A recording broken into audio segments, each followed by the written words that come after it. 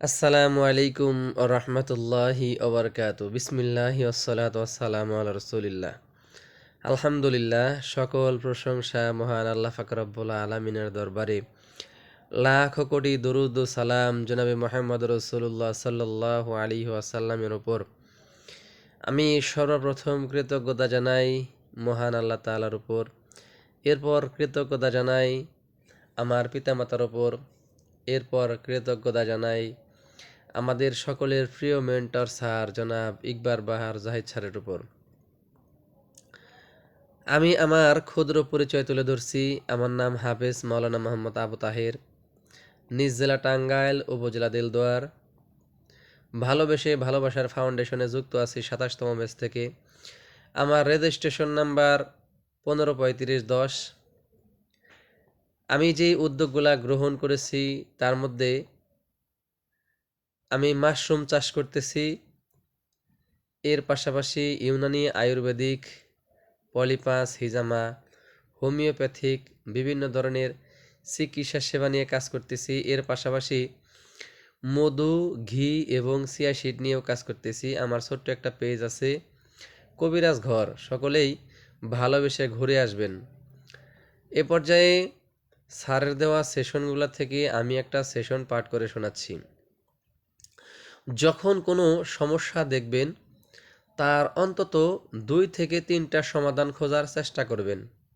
তবে কমপ্লেইন করার চেয়ে প্রবলেম সলভিং অ্যাটিটিউড তৈরি হবে আপনার। অনেকেই কোনো কিছু না পারলে অজুহাত ও অভিযোগ করতে পছন্দ করে। আবার অন্যের অপছন্দের কোনো কিছু দেখলে বা শুনলে ও অভিযোগ করতে এগিয়ে যায়, এটা ভুল। কোনো কিছু না পারলে আগে নিজের ভুল বা অজ্ঞতা কী তা খুঁজে দেখুন।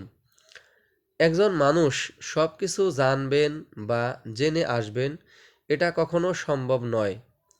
তবে আপনার অ্যাটিটিউড থাকতে হবে কোনো সমস্যা দেখলে বা শুনলে তার সম্ভাব্য 2 থেকে 3টা বিকল্প সমাধান চিন্তা করা পজিটিভলি।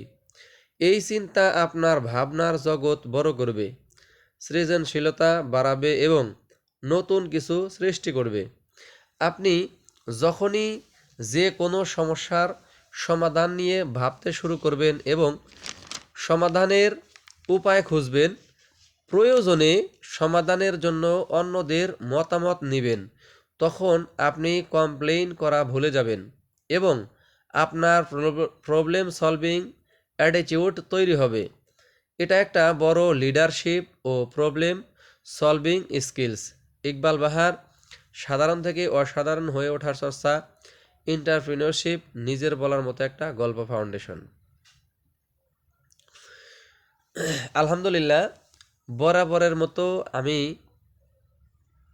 সবসময় বলে থাকি যে স্যারের দেওয়া যেই সেশনগুলা সামনের দিকে আগাচ্ছি, অর্থাৎ যত পড়তেছি তত আরও আগ্রহ বাড়ে। একটা জিনিস পড়লে পরে ধীরে ধীরে আগ্রহ কমতে থাকে, কিন্তু স্যারের দেওয়া সেশনগুলা যত পড়তেছি শুধু আরও পড়ার ইচ্ছা জাগে বা আগ্রহ বাড়তে থাকে।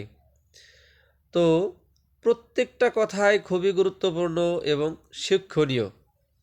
যদি কোনো মানুষ তাদের, সেটা ব্যবসা ক্ষেত্রে হোক, চলার পথে চাকরি ক্ষেত্রে হোক, বা নিজের চাকরি বা ব্যবসা বাদেও যদি নিজের জীবনে যদি এই কথাগুলা সেট করতে পারে বা অনুসরণ করতে পারে, তাহলে ওই মানুষটা যে কোনো কাজ করতে তার কোনো সমস্যা হবে না বা বাধা তৈরি হবে না, বা সে পথ চলতে তার কোনো ধরনের কোনো সমস্যা হবে না। তো প্রত্যেকটা কথা যেন মানতে পারি। সকলে আমার জন্য দোয়া করবেন, আমিও আপনাদের জন্য দোয়া করি। আর সকলের শুভকামনা করে আজকের মতো এখানেই বিদায় নিচ্ছি। আসসালামু আলাইকুম ওয়া রাহমাতুল্লাহি ওয়া বারাকাতুহু।